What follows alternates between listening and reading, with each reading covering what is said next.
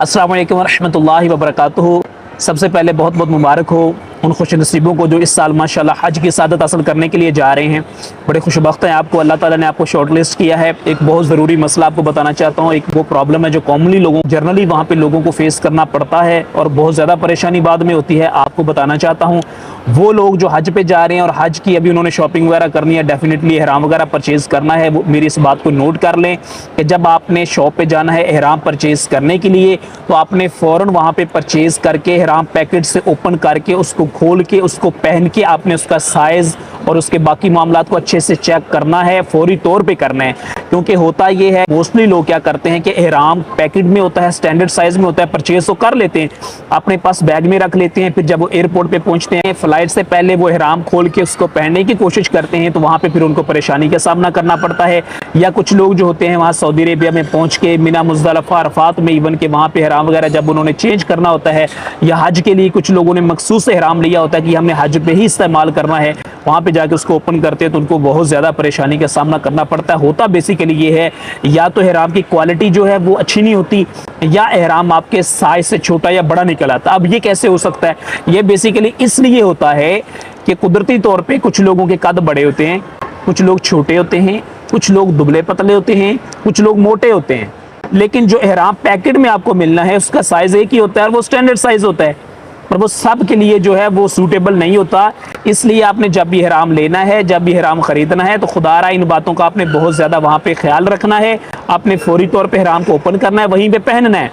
अगर बिलफर्ज एहराम आपसे बड़ा है, एहराम का साइज बड़ा है तो वहीं पे आपने कटवा के उसको छोटा करवा लेना है, और अगर बिलफर्ज छोटा है तो आपने वो एहराम चेंज करके बड़ा ले लेना है।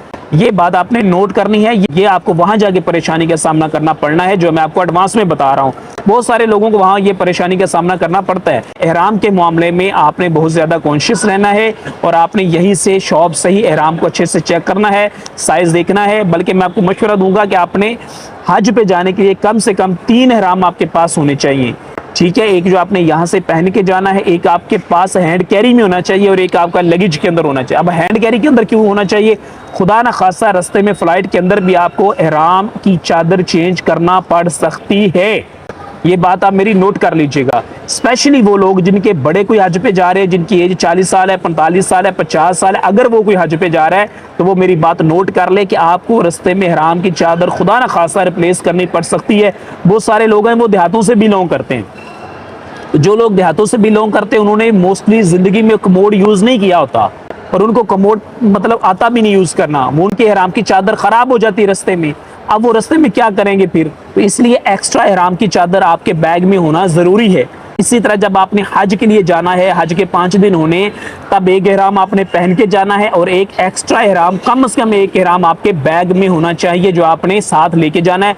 शोल्डर बैग होता है उसके अंदर एक एक्स्ट्रा एहराम लाजमी होना चाहिए जो आपने साथ लेके जाना है। ये एहराम क्यों जरूरी है ये इंशाल्लाह आपको मैं नेक्स्ट किसी वीडियो में फिर इसकी डिटेल भी बताऊंगा, लेकिन ये जरूरी है। देखिए जो मर्द हजरात हैं, ये कुदरती अमल है, मर्द है, वहां पे आपने सोना भी है, खुदा ना खासा गुस्ल फर्ज हो सकता है।